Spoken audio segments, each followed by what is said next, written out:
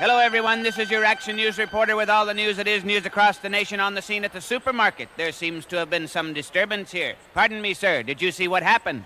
Yeah, I did. I was standing over there by the tomatoes, and here he come, running through the pole beans, through the fruits and vegetables, naked as a jaybird. And I hollered over at Ethel. I said, "Don't look, Ethel!" And it's too late. She'd already been in the sense.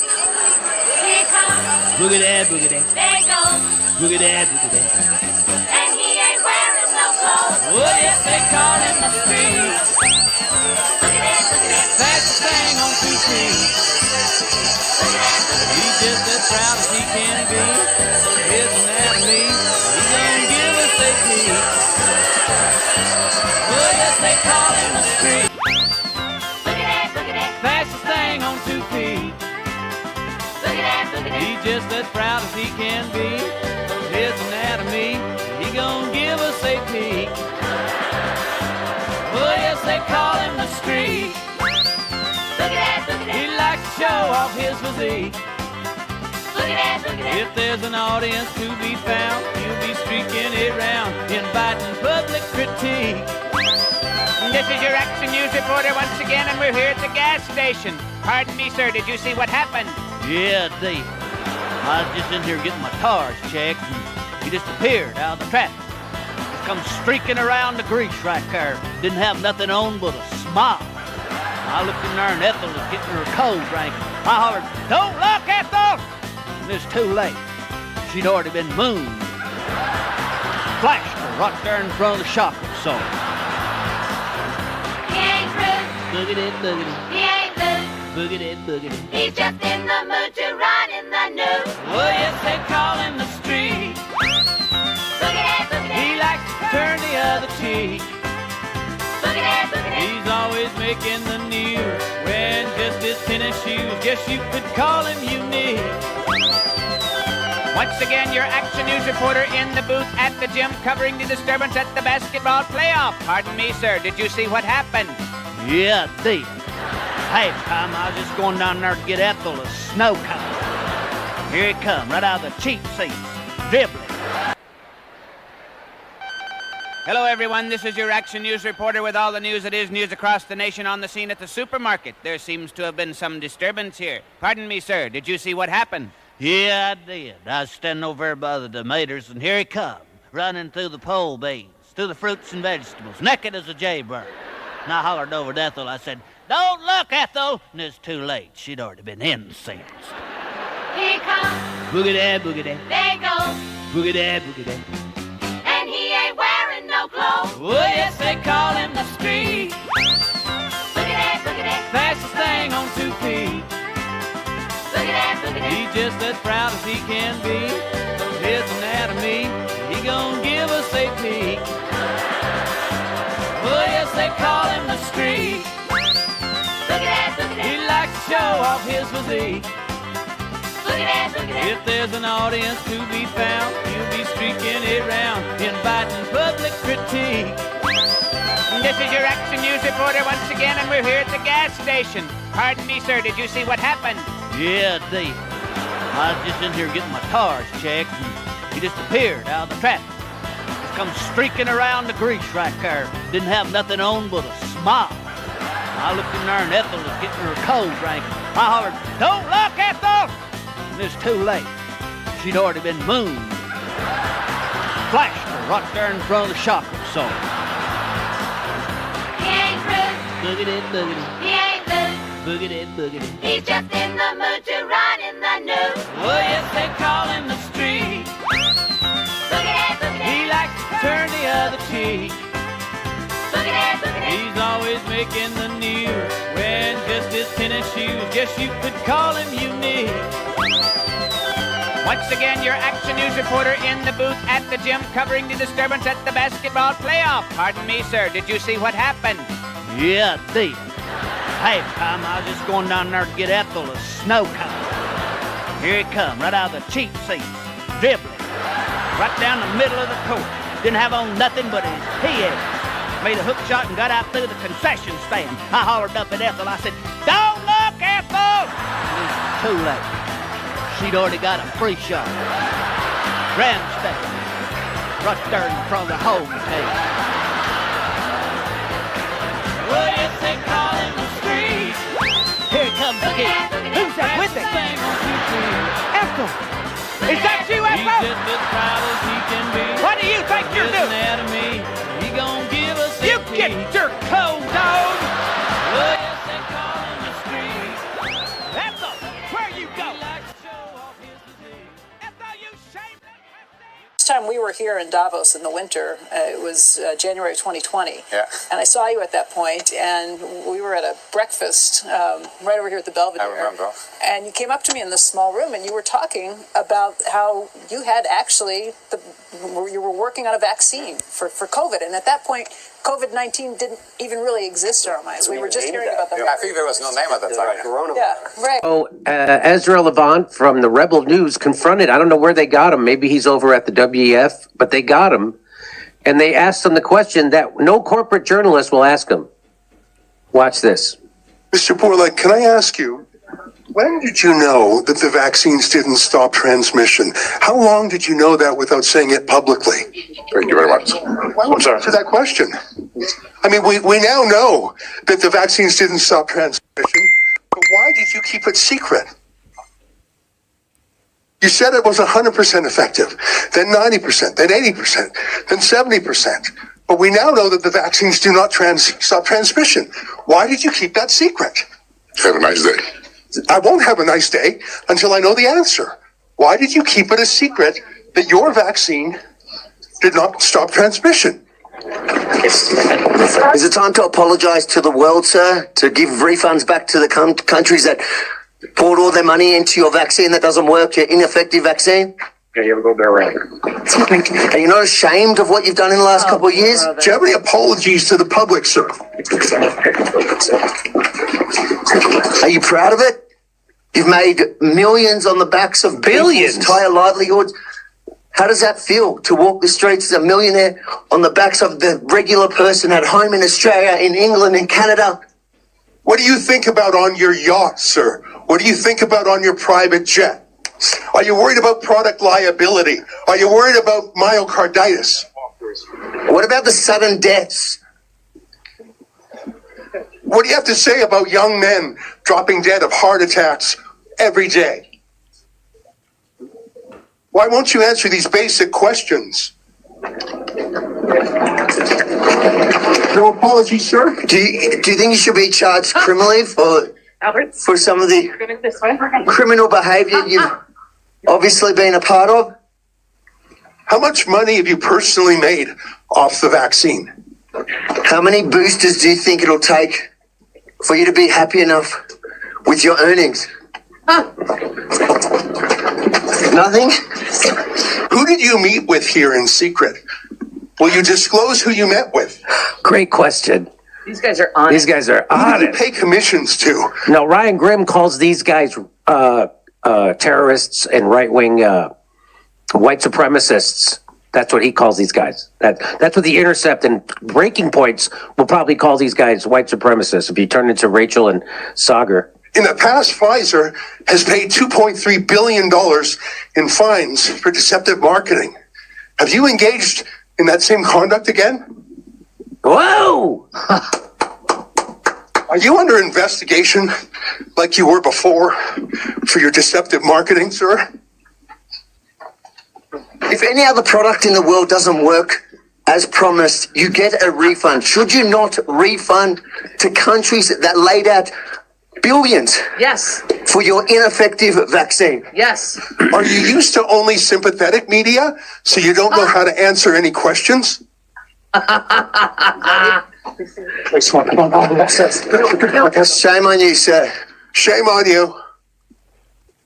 That's Albert Bourla, the boss of Pfizer. His people were pushing us around a little bit. Mate, he's pretty fit. I don't reckon he's had one jab. I'm huffing and puffing a bit. At least I didn't have any myocarditis. I dare say he's shocked that in his safe space at the WEF here in Davos that he was challenged in a way that he's never to date been challenged. Well, that's the thing. We're not accredited media here. We're on the outside of the perimeter. So he's only used to the softballs from That's CNN and MSNBC and people like that. I asked him a real question about product liability, no answer. A real question about Pfizer's past deceptive practices. You know, they paid the largest fine in American history to the Justice Department for deceptive marketing.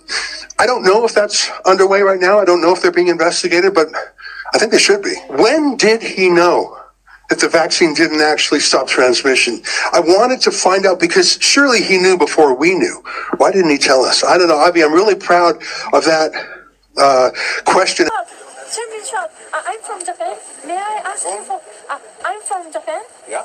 And may I ask you for a comment? No, we're on our way to the next thing. We're a bit late. I can just walk with you and ask I think we're gonna rush actually. But thank you. Thanks very much. Which media are you with? I am an independent journalist from Japan. No, thank you very much. Yes. I have to ask. Thanks. Thank you. But I would like to ask just one question. Thank you. Take care of yourself. Sorry, we're in a big rush. We've got so many things tonight. For us, but thank you. It's very precious I moment. know. You've got so many people stopping that if you were to stop for everything, when that's the unfortunate. So I'm very sorry, but thank you. Thank you for trying. Do you know the voice that worry about globalism? They are really concerned. Nice evening. Thank you. Thank you.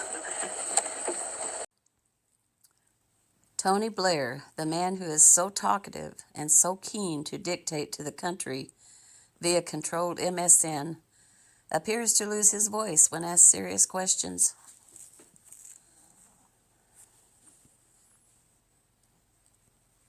Can I quickly ask you why you're here at the WF meeting? No comment? I mean, you're no longer actually in politics, so why are you so influential on the world stage, not just in the United Kingdom? Are we holding hands? This is quite cute. Can you answer why Tony Blair's coming today? No. Tony, with everything we found out with the Pfizer documents, you recently said those who aren't vaccinated are, quite frankly, idiots. Given what we know now, would you like to take this opportunity to apologise? No, this is a public path. I can walk along here, and I'm just asking my good friend Tony some questions.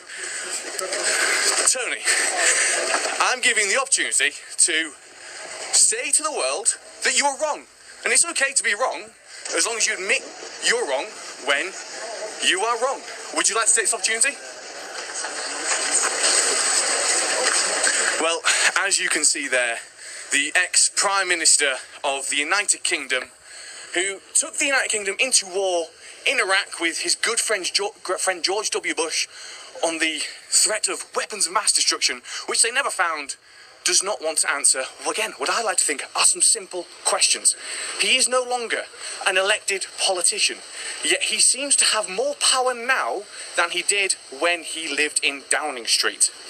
Tony has recently been found to be wrong when it comes to the powers of the COVID vaccination. He said those who don't take it are idiots, despite the fact Pfizer's documents showing that he was wrong, and that ultimately the Pfizer COVID vaccine has been responsible for serious harm worldwide. This has been KlausSchwab, Rebel News, on the streets of Davos, Switzerland, at the annual World Economic Forum. Until next time, see you then.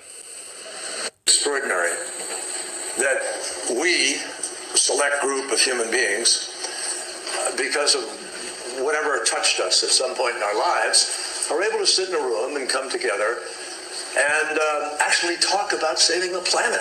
I mean, it's so almost extraterrestrial to think about, quote, saving the planet. And if you said that to most people, they think you're just a crazy tree-hugging, lefty, liberal, do-gooder, whatever. I'm convinced we will get to a low-carbon, no-carbon economy. We're going to get there because we have to.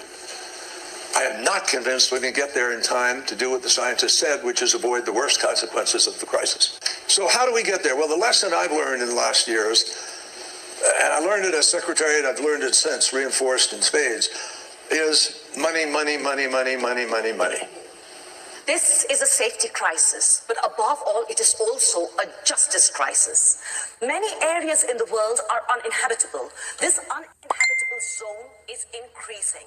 If we continue with our greenhouse gas emissions, then by 2070, as many as 3 billion people will live in uninhabitable zones. We need in this century a safe and just corridor for all people to exit the danger zone, but also to ensure that all people have access to basic needs, rights to water, food, energy, and infrastructure.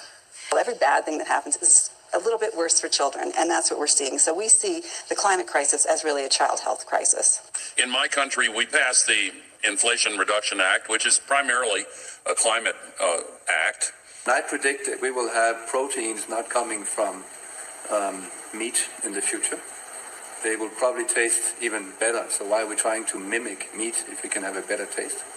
They will be zero carbon and much healthier than the kind of food that we eat today.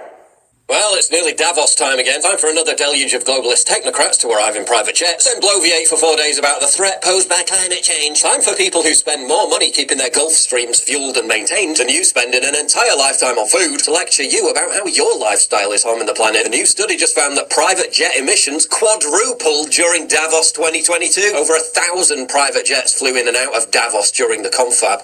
Doubled the normal figure. While browbeating you for driving an SUV, Davos elitists belched out the equivalent of 350,000 cars. 53% of the trips were short haul, meaning they could have been taken by train or car, while 38% were ultra short distance trips, with one flight travelling only 21 kilometres. 21 kilometres! Globalists actually believed that there was a real climate emergency, and that we only had years left to turn this around before the planet's irreparably damaged. Would they all be gallivanting around in private jets at every available opportunity? No, because they know it's one giant scam. They know it's just another giant transfer of wealth from us to them. Another ruse to shrink the middle class and cripple our living standards, while they continue to catapult themselves towards becoming some kind of transhumanist ubermensch.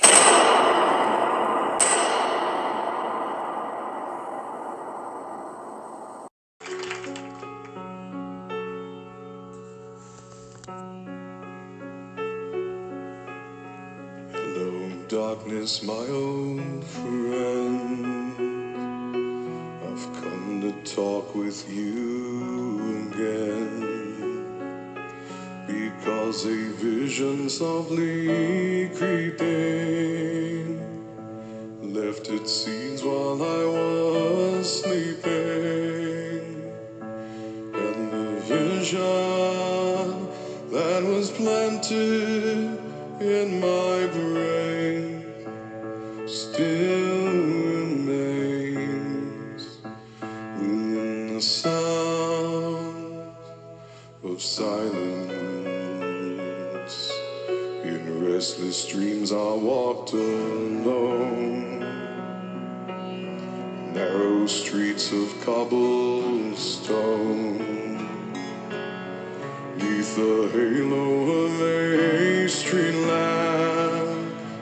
I turned my collar to the cold and damp, when my eyes were stared by the flash of a neon light that split the night and touched the sound of silence. And in the naked light I saw 10,000 people, maybe more.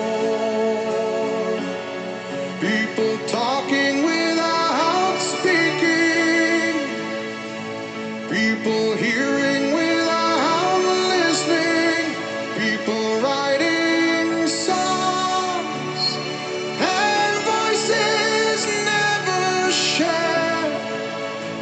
And no one dared disturb the sound of silence.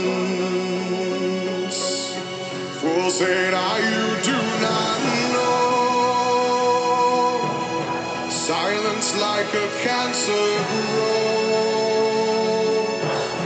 Hear my words and I might teach you. Take my arms and I might reach you. But my words, like silent raindrops, fell, echoed in the well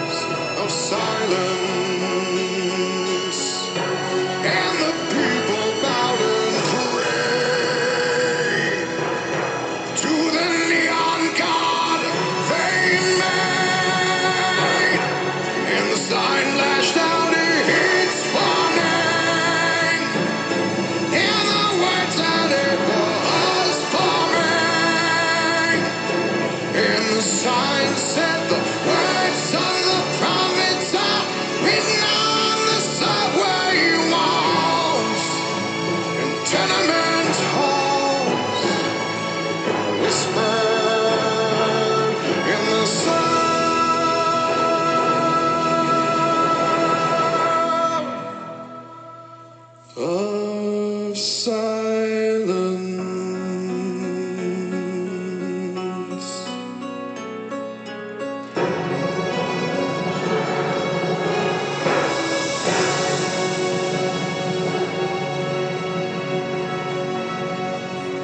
Distinguished guests, ladies and gentlemen, it is my honor and privilege to now invite young Amat Berbahagia Tun Dr. Mahathir Mohamad, the fourth Prime Minister of Malaysia and President of the Perdana Global Peace Foundation, to address us.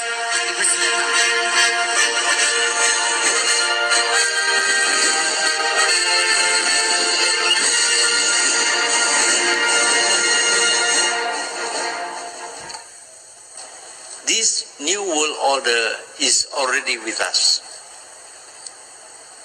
And indeed, we see the promotion of this concept of a new world order through what is being done today.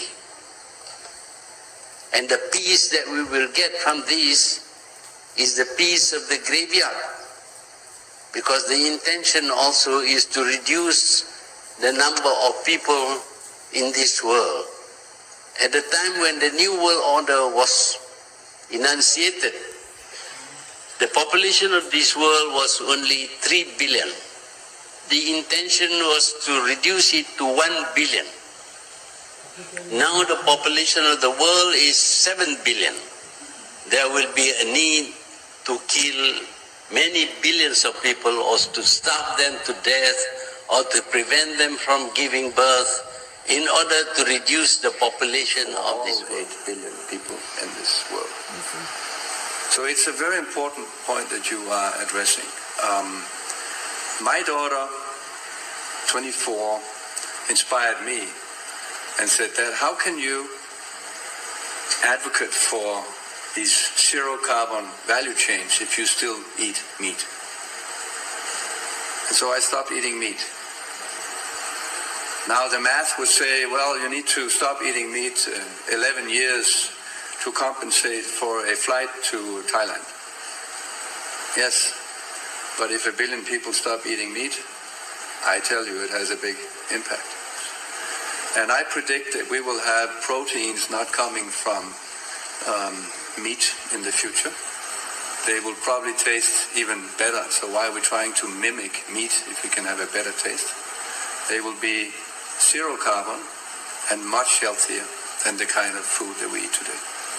They will probably taste even better, so why are we trying to mimic meat if we can have a better taste? And I predict that we will have proteins not coming from Dear friends, scientifically, this is not a climate crisis. We are now facing something deeper: mass extinction, air pollution, undermining ecosystem functions, really putting humanity's future at risk. This is a planetary crisis. This is a safety crisis, but above all, it is also a justice crisis. Many areas in the world are uninhabitable. This uninhabitable zone is increasing.